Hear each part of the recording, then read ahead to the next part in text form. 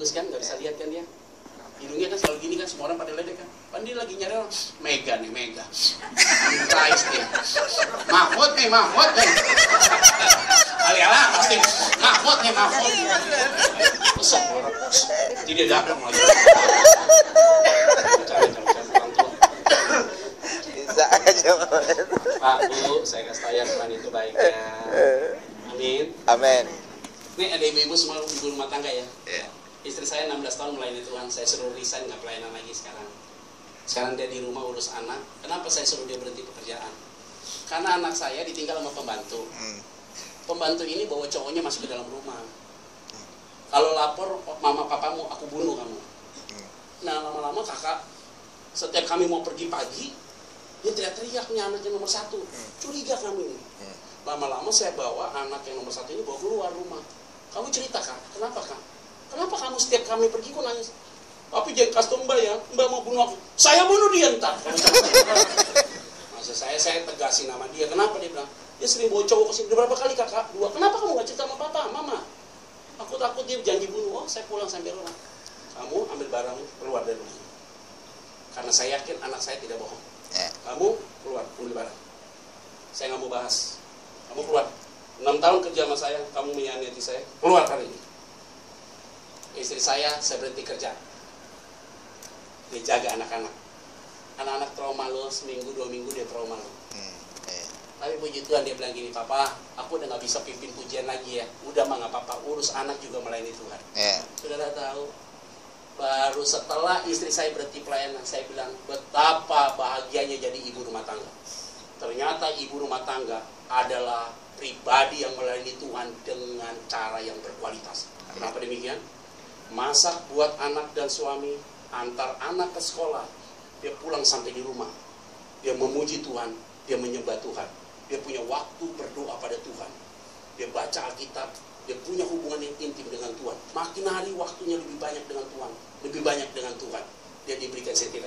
Jadi hari ini saya kuat melayani Tuhan, bukan karena saya kuat, karena saya punya penolong yang selalu berdoa buat saya. Amin. Makanya saya boleh sampaikan, jadi ibu rumah tangga bukan pekerjaan yang sia-sia. Jadi ibu rumah tangga justru banyak waktu berteriak sama Tuhan. Amin. Suami bekerja, kita berdoa. Supaya suami bekerja, dia lihat pintu-pintu banyak dibukakan. Karena doa istri pasti didengar oleh Tuhan. Amin. Yang setuju katakan Amin. Berikan tepuk tangan buat Yes. 51, kita akan baca. 1, 2, 3, ya. Tanya Yesus kepadanya, apa yang kau kehendaki supaya aku perbuat bagimu? Terus kemudian jawab orang buta itu apa? Rabuni, supaya aku dapat melihat. Bu, sekarang saya mau tanya, Yesus tahu nggak kalau Bartimius ini buta? Kenapa dia tanya? Itu hebat loh, ada patungnya di Israel, Pak. Saya lihat patungnya di Israel bagus banget. Waduh, saya lihat patungnya ini dahsyat. Di patungnya ini Yesus sedang buka mukanya Bartimius. Sambil ngomong, Bartimius, apa yang ingin aku perbuat bagimu? Yesus tahu dia buta, kenapa Yesus tanya?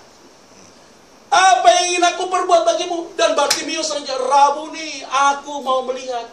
Artinya apa? Ada orang sakit, belum tentu mau disembuhkan. Karena banyak orang sakit menggunakan sakitnya untuk minta belas kasihan orang. Tapi orang ini berkata jujur, apa yang ingin aku perbuat bagimu, Bartimius? Rabuni, aku mau melihat. Hari ini dia pegang muka kita dan bertanya, apa yang ingin aku perbuat? Jawab berdasarkan kebutuhanmu. Yang setuju katakan Amin. Lihat 52 terakhir. 1, 2, 3, ya. Lalu kata Yesus kepadanya, pergilah, imanmu telah menyelamatkan engkau.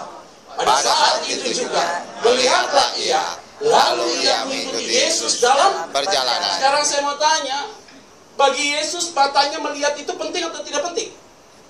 Tidak penting. Bagi Yesus, hidupmu diselamatkan dulu. Imanmu yang telah menyelamatkan engkau. Kesembuhan fisik, Bapak Ibu Saudara, bagi Yesus tidak penting. Bagi Yesus, jiwa kita diselamatkan. Itu yang paling penting. Yang setuju katakan Amin. Walaupun kau sakit, jiwa sudah diselamatkan. Sampai di surga tidak ada lagi penyakit. Karena penyakit hanya ada di dunia. Di surga kita hidup dalam tubuh kemuliaan. Yang setuju katakan Amin. Hebat loh, diselamatkan. Setelah itu matanya melihat atau tidak?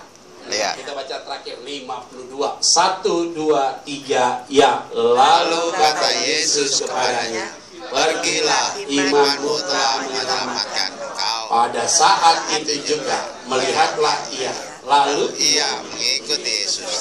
Sekarang saya mau tanya, pengemis itu siapa namanya? Bartimeus. Kenapa dia mengemis? Buta. Sekarang saya mau tanya, sudah ketemu Yesus dia? Sudah. Matanya buta, apa sudah melihat? Belum. Dia jadi pengemis atau bagaimana? Enggak, mengikuti Tapi Yesus. dia mengikut apa? Mengikuti Yesus. Dulu belum kenal Yesus, pikiran negatif, perkataan kasar, kata-katanya kotor. Tapi setelah ketemu Tuhan Yesus, semua pasti diubah oleh Tuhan. Amin. Hati diubah, tidak ada kepahitan, sakit hati. Bahasa penuh dengan damai, ada kasih yang luar biasa. Kalau sudah ikut Tuhan Yesus, semua harus berubah. Yang setuju katakan Amin. Bapak Ibu Saudara, ada yang kerja, ada yang jadi karyawan, ada staff, ada yang usaha sendiri, punya toko. Banyak orang yang iri sama kita, Pak. Banyak. Tapi ingat, sebelum kita berperang, Yesus sudah berperang gantikan kita. Semua yang ada di tempat ini yakin bahwa Tuhan kita dahsyat. Amin. Yakin bahwa Tuhan mampu menjawab semuanya. Amin. Mesti pasti percaya. Amin. Tuhan Yesus memberkati. Shalom. Shalom. Saya undang kita semua bangkit berdiri.